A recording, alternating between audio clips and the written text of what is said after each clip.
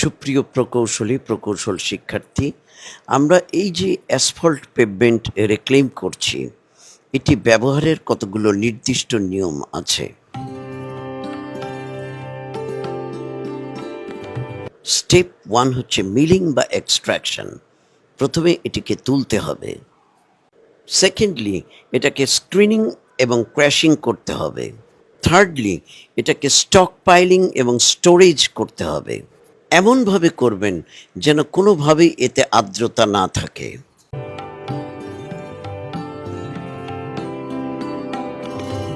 Fourth thing হচ্ছে, যদি এটাকে সাববেজ হিসেবে ব্যবহার করতে চান তাহলে ভার্জিন অ্যাগ্রিগেটের সাথে এটি মেশাতে হবে।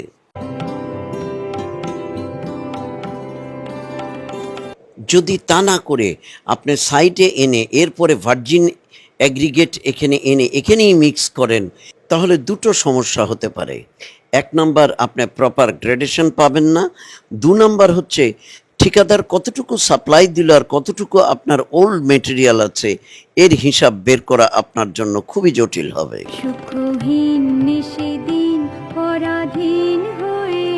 কাজেই পুরনো ডিজাইন ড্রয়িংয়ের চোথা মারা বাদ দিন, নিজে চিন্তা করুন, প্র্যাকটিক্যাল ফিল্ডে আসুন, দেখুন আন্ডারলাইং মেটেরিয়ালের অবস্থা কি, সেটা আদৌ ব্যবহারযোগ্য কি না। যদি ব্যবহার করা যায় তাহলে কিভাবে করব, কোথায় আমার স্ট্যাকইয়ার্ড, কোথায় আমার সেই কোয়ালিটি কন্ট্রোল প্রসিডিউর, এগুলো আমাদের ভাবতে হবেই।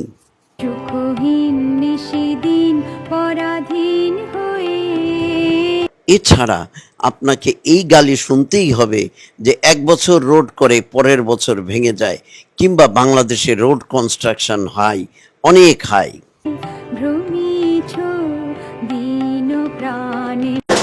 মুর্শিদ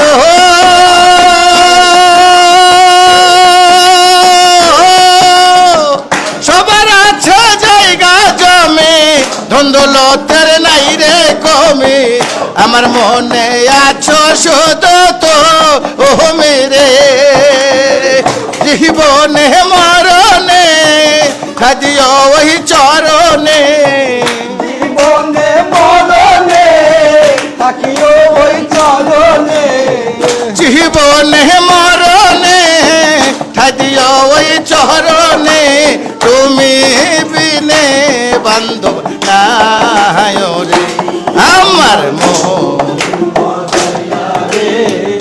দিল মজাইয়া মুর্শিদ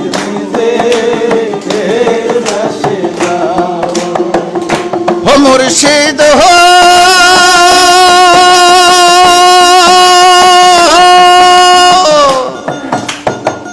একে আমার